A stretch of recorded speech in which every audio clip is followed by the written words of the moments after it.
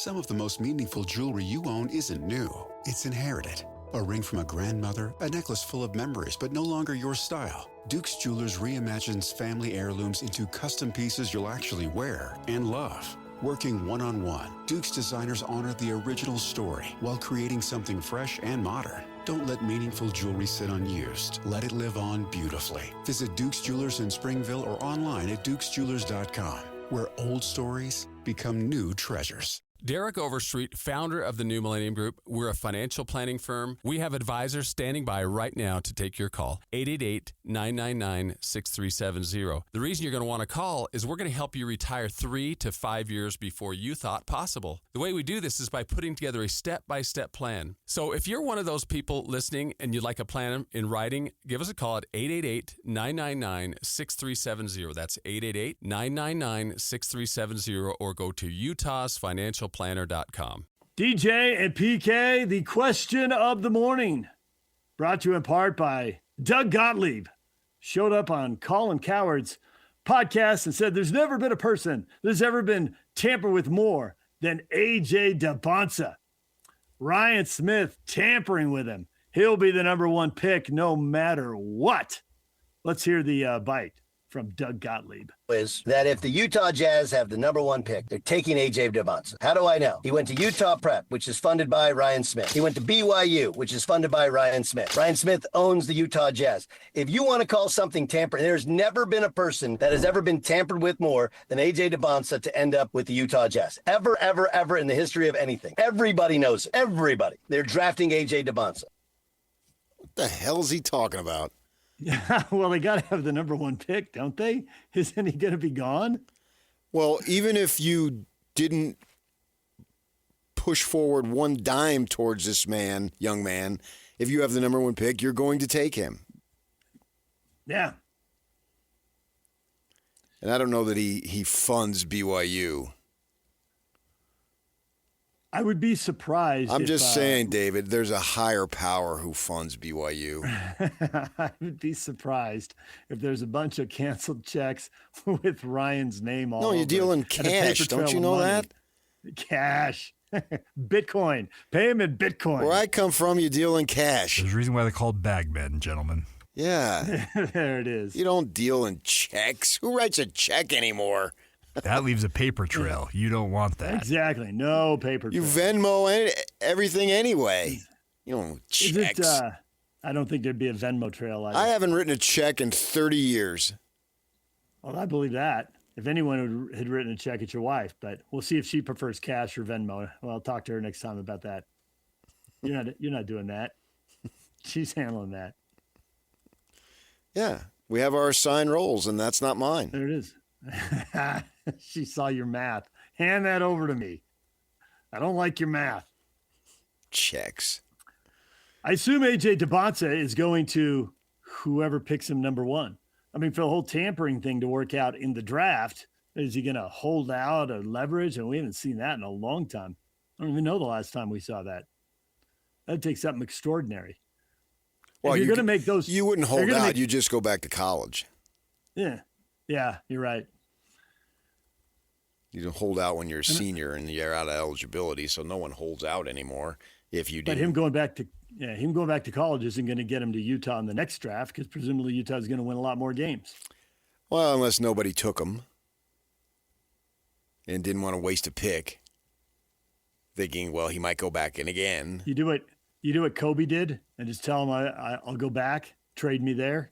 And Kobe slid to 12. Yeah, but the problem was that Kobe, even just not playing college ball, because, in those days high schoolers could come out, which I think they need to restore that. Nobody really knew. We didn't get to see him. The world didn't get to see him on a stage that Dybantsa has been able to exhibit. Plus, now, with these things going on television, these preps, these traveling high school teams, so to speak, they're on when they're not even in college. So I had seen him play like Cam Boozer, both Boozers, but particularly Cam. Yeah. I saw him play 7-8 times on television before he got to that level. I can recall having conversations over the telephone with Pace Mannion when I'd watch his son play, and it was not at a professional level or collegiate level. So I think that's a little bit different. I wonder if AJ decided, hey, I'm going to put my name in and then take it out, could he be drafted? Even would he be eligible to be drafted? So no one would take him in that way. And if he did that, or if somebody took him anyway, what would be the rules on that? Because we've all seen him play many, and the professional scouts, I'm sure we've seen him play 35 games. They've probably seen him play 70, 80 games because he plays in the 18 and under and the 17 and under and all that, 19 and under and all that stuff. He's had 3 years of that Yeah. for Team USA. So certainly those games are obviously scouted. He was a Massachusetts Player of the Year when he was a freshman in high school there, before he went to another academy, before he went to this one in Hurricane. So he's been on the radar forever. I mean, it's just, yeah, I think Gottlieb needs to get himself some publicity, and he does a good job. He used to have a radio show, and he would do this little around the sports world spiel. He must have had me on 10 times. For some reason, his producer got my name when it came time for anything Salt Lake, and they would call me, and it would you would just do a little hit. They would hit a topic, and you'd go, and then he'd say, "Oh, thank you," and on to the next one. We didn't really. I may have had a few interviews, but I just remember. I remember sitting in the car at the gym, thinking, "Okay, this is going to take 2 minutes. I can do it before I go in." And do that type of thing. And so he's managed to keep his name out there. I appreciate that he's willing to give opinions on so many subjects that why, but he's willing to do it. And this is another example. If there's something that's going to come of this, it just seems like he's pointed in the wrong direction. I don't see why it would have something to do with the draft. And I think he's the number one draft pick, no matter who has the number one pick. Having said that, if it's about tampering and building this relationship, wouldn't it be for when he hits free agency, whenever that is? If you want to raise eyebrows, then what kind of money do you leave, and what kind of situation do you leave? What kind of money do you accept, and what kind of situation are you going to? Well, the fact they've had this long-running relationship with Dybantsa from a year at BYU or prior to that in Hurricane, is that going to pay off when he hits free? But that's still years away. Yes, it is.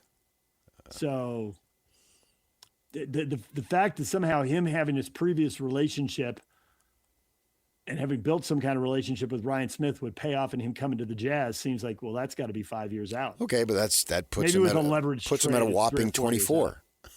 Yeah, right. So it's like, if that's the game, they're not playing it to win the game on draft night. Now it's just, well, do the lottery balls bounce your way, and then is he on the board when you pick? You know, is there a chance you can get him at number 2 that somebody else will take Peterson number 1 and he'll fall to you at 2? Yeah, but if he says he's not going to sign and Kobe could use college as leverage, there might be somebody who says, well, maybe we can get Keontae George and picks. So, I mean, there's ways to go about it if he and his father and whoever his handlers are. Yeah, I think that's possible. If that happens on draft night, then Gottlieb can go back on the podcast and drop a big old "I told you so." Well, but the thing that I disagree with, I don't believe there's a definition of fairness, and I don't want to hear. Once you introduce fair, then everything. It's like the referees. If I complain about a call in the fourth quarter, I can't overlook a call in the first quarter. If once I introduce the referees, I don't get to pick and choose which ones I want to introduce. And the word fair, once you introduce fair, that's not fair, then you've got to go through everything in your life that has been slanted toward you that was fair if you're complaining about something being unfair. You don't get to pick and choose which fairness you think is outrageous, right? It's the same thing with the word tampering. Tampering needs to be eliminated from sports definitions and vernacular. Hey, sweetie, your mother showed me this Carvana thing for selling the car. I'm going to give it a try. Wish me luck. Me again. I put in the license plate. It gave me an offer. Unbelievable. Okay, I accepted the offer. They're picking it up Tuesday from the driveway. I haven't even left my chair. It's done. The car is gone. I'm holding a check. Anyway, Carvana, give it a whirl. Love ya. So good, you'll want to leave a voicemail about it. Sell your car today on Carvana. Pickup fees may apply. It goes on all the time. And what is Utah State complaining about fairness when they played on a Sunday night and Monday afternoon the reports were that Calhoun was gone? And but my gosh, if a kid's father took a phone call, well, that school XYZ is tampering. But over here, it would be just fine. How about that? I don't really understand that as far as that goes. What? So we need to eliminate the word tampering. There's no legal consequence to that anymore. So stop it. Right? We heard about the LeBron and the guys on the Olympic team conspiring to go play together, right? Well, okay, fine. That happens all the time. We need to stop that. And so Ryan Smith has a relationship. Ryan Smith likes to be around celebrities and all that stuff. He's got the money, so now he gets to be one. Who wouldn't want that, right? The game's over the other night, and there he is yucking it up with Sam Merrill. That's the company that he keeps now because he hit it big financially, right? If he was a school teacher, he'd just be another guy. But now he gets to be a billionaire and the celebrity that comes with a billionaire. So he can talk about, I was in Europe and I was playing with Rory, which is a conversation we've had. Well, good for him. I get to play with Eric Hammond, my friend, on Saturday. And that's awesome for me. Right? So he has a relationship. Hasn't Eric hooked you up before? I've hooked him up. He needs to start hooking me up. Oh, really? Okay. Yeah. And like today, he's supposed to play Black Desert, and I don't feel bad for him that it's raining down there. How hard? I don't think the heavy stuff's going to come down for a while now. You got a tea time. Just keep going. And that'll get back to him, I'm sure. That's why I said that. So that's who his friends are. So is he really tampering? No, he's got a relationship with the guy. That's not tampering. And we're going to act like that doesn't exist and some rule and some bylaw should prevent that? That's ridiculous. Once upon a time, Gordon Hayward had a relationship and ended up playing for the Celtics. Right, and that came to pass, and that was 9 years. Yeah. So, it didn't work out. Obviously, he got the injury, and then they got players who were better than him. The idea of Dybantsa playing for the Jazz at some point in the next 10 to 15 years absolutely rings true, and I hope it does happen if that's what the kid wants. If he wants to come here, and that would be great. And obviously, he likes it here, and yucking it up with the women's team the other night as they won the game that got them to the Final Four of this tournament. Yeah, it warmed everybody's hearts to see this young man, who already is a millionaire, acting like he's a 19-year-old. How about that? Isn't that refreshing? And having fun with classmates in this big business that is basketball, that he's already been a part of for a number of years, acting like these are my classmates. I know these young lady basketball players, and our season's over, so I'm going to go support them. Who didn't feel good when you saw that? Everybody, even the hardcore, I hate BYU at all costs Ute fans, had to feel good that young man was high-fiving his classmates. Didn't that seem high schoolish? Some sort of level of purity, which doesn't exist mostly in the high school level anymore. But those are your classmates. If I was in high school and my high school, they didn't have a girls' team. They played in a city league. But if they did have a girls' team and they were playing in a state playoff or whatever it might be, we all would have gone, and it would have been awesome. And that's what he had to do. So that's cool. And he's got this relationship here with Ryan Smith and the Angels and so forth. Yeah. But I wouldn't call it tampering. I would just be calling it life. It won't be tampering unless he leverages his way out on draft night. But I don't think that's tampering. Happening. That's my point. That's not tampering. Even that wouldn't be tampering. There's no pure definition of tampering. there's no pure definition of tanking, but some people get fined for it just because there's no purity. Fine, who cares? They got fined for it. Now they're sitting Flipper. We were talking about this yesterday. They sit Flipper and Sensabaugh in the fourth quarter. And now no one's saying a thing. But 6 weeks ago, it was the biggest story in the sport. And we had to address it because a couple of players who played 27, 28 minutes are now not playing in the fourth quarter. Well, this last couple games, you mentioned Denver. I mean, they have Flipper is sitting, and Yak, is it Kennedy Chandler or Chandler Kennedy? This game. What is it? Kennedy Chandler. Yeah, he played 40 minutes, and Flipper's playing 24. Well, gosh, and no one's saying anything? Well, that's ridiculous. If it's an outrage in February, why isn't it an outrage in March? Because there's not an all-star game that weekend with the commissioner holding a press conference. He can hold a press conference anytime he wants. That's it. He could. He doesn't want. Well, I don't care about the press conference. He's got something to say. Great. That was then. What about now? It's like we get all excited, and we see all these protests and whatever, and then time goes by, and you are willing to just be out there on all this stuff and run your mouth and go crazy. But then a year later, that injustice is still there, but you don't hear anything about it. Peter, you get burned out? If you were so strong about a particular thing in 2020, well, then in 2021, did you just let it go? I don't understand it. If you want to be fired up about it, good, stick with it. And so for Hi-Ho Silver, if you want to be fired up about it in February, they're even doing something more egregious. They're sitting young players who have the opportunity to develop and play in clutch moments. But no, they're going to sit for the sake of losing. I support that 100%. But that to me, that's worse than sitting Jaren Jackson, who's been at Michigan State and undoubtedly played in big playoff games in the NCAA tournament and played in the playoffs, I believe, with Memphis.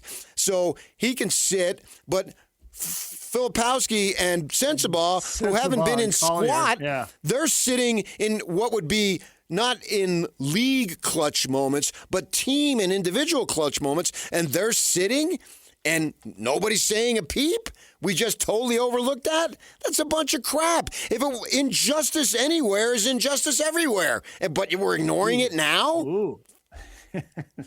You're borrowing some famous lines. Does that make any sense? If that was in a basketball sense, not in a real life sense, because there are a few things bigger than basketball, pretty much everything, that if that was basketball injustice in February, then it's basketball injustice in March, but nobody's saying anything about it. What a waste of time that was to get all worked up about it. And now it's even more ridiculous that they're sitting guys who could benefit from playing in so-called clutch times for them. But no, and they're going to have, what is it, Locke? Is it Kennedy Chandler or Chandler Kennedy? Kennedy Chandler. He's playing 40 minutes.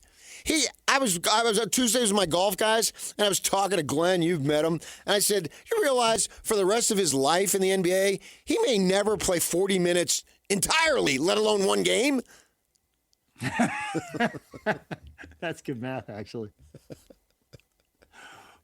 40 minutes. Does he get 40 minutes after this season is over? I mean, I hope he does. Because we were talking, we're riding in the cart, and we're saying, it's kind of fun to see these young guys get an opportunity that they normally wouldn't have.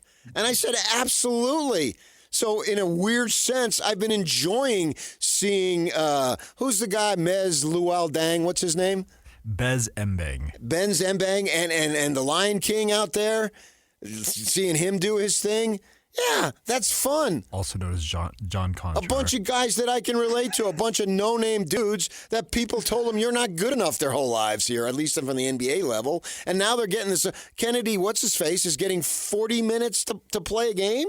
Yeah, that's pretty sweet. Yuck. And I got Isaiah Collier, who's a second-year guy and can't shoot a lick, and he can't play? Come on. Yuck, I knew you were bilingual. I didn't know you were trilingual. You're now translating for PK. You speak PK. Well, I've been dropping in little asides when he takes a breath. When you spend more than a decade around you two, you seem to pick it up. Wasn't it fun to see the Lion King do his thing? The Lion King, That's yes. John Conchar. It's John Conchar. And somebody ought to get that to him, and if he makes the team next year, they ought to call him the Lion King. He's the Lion King. Doesn't that make sense? If you got a huge lion tat on your arm, shouldn't you be the Lion King? Is that big of a stretch here? DJ PK, it's 97.5, the KSL Sports Zone. Mom, can you tell me a story? Sure. Once upon a time, a mom needed a new car. Was she brave? She was tired, mostly. But she went to Carvana.com and found a great car at a great price. No secret treasure map required. Did she have to fight a dragon? Nope, she bought it 100% online. From her bed, actually. Was it scary? Honey, it was as unscary as car buying could be. Did the car have a sunroof? It did, actually. Okay, good story. Car buying you'll want to tell stories about. Buy your car today on Carvana. Delivery fees may apply.